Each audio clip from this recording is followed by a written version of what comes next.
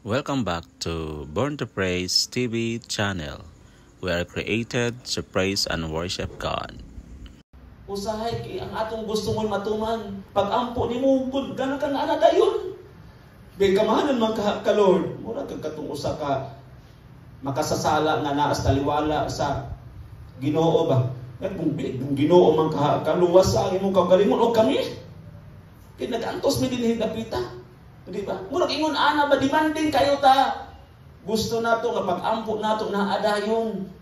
Dili ingon ana mga igsoon na ay timing si Lord. Ecclesiastes chapter 3 verse 11. Hallelujah. Tungod na mga igsoon kay ang Dios walay imposible. That it does not mean nga instant. It does not mean instant na at kaikag pagsusi. Dapat continue tang magpaabot. Inalay mo tapad, magpaabot. Hallelujah. Mauni ang kinaiya sa mga Kristohanon nga gipugsan sa balang Espiritu diha sa gahom sa Dios. Hallelujah. Ikaapat mga igsoon, mo ni gi-remind ta nganong walay mahirap, walay malisod sa Ginoo. Ikaapat, tungod kay walang mahirap sa Dios pero kailangan kumilos din tayo. Kinahanglan tang mulihok. Bisan nabalaan na ito nga wala imposible sa Ginoo, kinahanglan tang mulihok mga igsoon. Ingon ang James, no? Ngano kinahanglan tang mulihok? Tungod kay kinahanglan nga atong pagtuo mga igsoon must be active, not passive. Unsay kalainan sa active o passive? Ang active mga igsoon, ang active matud pa diri sa James chapter 2 verse 17. Ingon niini ang pagtuo patay kini kun dili ubanan sa buhat. Active na ang pagtuo nga dunay buhat, active. Tungod kay ang active mga igsoon, living intentional na intentional living kanang atong pagpuyo dinhi mga igsoon dunay purpose. Amen ba? Ang atong pagpuyo ni kalibutan na adunay purpose. Ang aktibo nga kinabuhi mga igsoon mulakaw diha sa pagsunod. So therefore kung ikaw nagsunod sa kabubuton sa Ginoo, aktibo ka. Kung ikaw nagsunod mga igsoon sa Dios, sa pulong sa Ginoo, aktibo ta ug aduna tay tumong. Faith or active faith.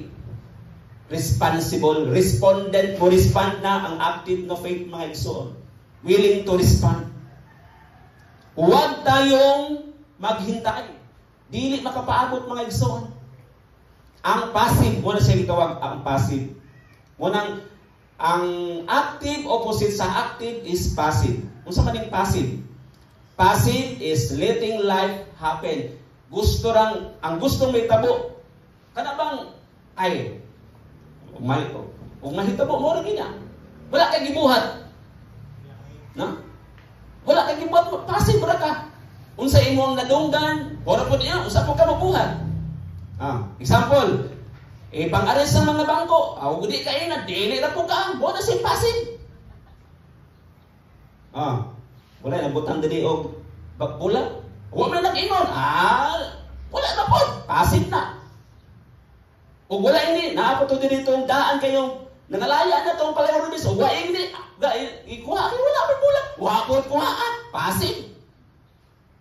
So naaba na yung mahitapos itong kinabuhi. Kung masaya tag-ingon anak, o di ta ingnon, di po ta mo, muna tagtigi ba? Di po kuhaon. Kabalo ko, nga kitang tanan, gimuld pa sa Ginoo. Amen. Pero kinahanglan tang tudluan. Amen. Napabata diha? Dili ta perfecto. We are not perfect. Walay perfecto nato. Pero kinahanglan tang tudloan. Kaya mahimo tang aktibo. Kay kanang mga taong aktibo, gikan po nas kinayang passive. Magulat right ingnon. Kung dili mo ingon ng leader, let us pray all together. Ingon boys, di pud mo ako. Passive. Hello. Ina na naigo na ko aron. Hi. Naigo na ko aron. O di mo ingon amin, di po mo ingon amin. Palakpak ka na to si Lord. O pa'y Pasig. Daghan kayo may example ang Pasig. Ibayaw na ito itong mga kamot. Maupin pagbayaw sa mga kamot. Pagkalang niyang ibayaw na isulti. Pero mga igsoon, dili na siya malipayon ang Diyos anak. Bisag di ka ingnon, kung aktibo ka, you have to surrender sa Ginoo. Bayaw ka sa imong kamot. Bisag walay nag-ingon nimo, kay aktibo ka. Amen. Ingon ana ng mga aktibong mga Kristohanon. Mao ni siya ang mga timail nga aktibo ka. Bisag wa ka ingna nga amin, mo amin ka. Kay nga naman aktibo. Hallelujah.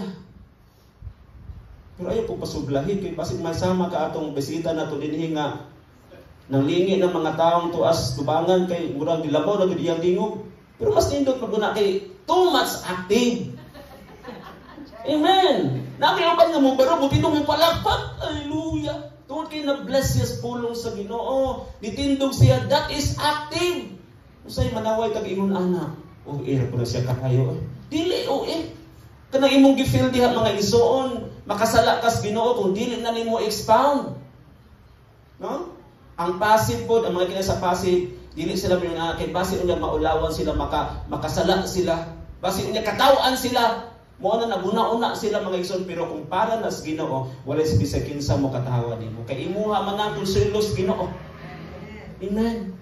Skora nimo sa Ginoo mga igsoon, mo na ayo kung gayon ka bali, ayo mo kaulaw. Kung doon na panalanginan ka mga igsoon sa word, then you have to say amen and clap your hands for God's glory. Di kay magpaabot pa tag usa ta ingnon. Amen. Muna na itong nasigi mga igsoon. Kung naa ka na panalanginan ka sa word, ayaw na pagpaabot ng inyong kang amen. Palakpak ka sa Ginoo. Kay imuha ng katungod. Gahapon nag-lecture big katungod og responsibility.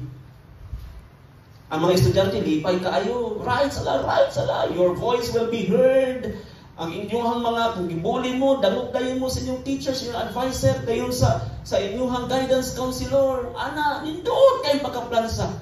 Pero pag-abot sa responsibilidad, dito ra sila tanga. Kaya nga naman, naghatag tag rights. Inyo tanan, pero doon na mo'y responsibilidad. Kinahanglan ninyong tumanan. Kitang tanan, kitagaan tag katungod sa Ginoo. Katungod sa kaluwasan, katungod sa kinabuhi, katungod na makaangkon og panalangin, pero kumusta ang imong responsibilidad sa Dios? Nagbuhat bata?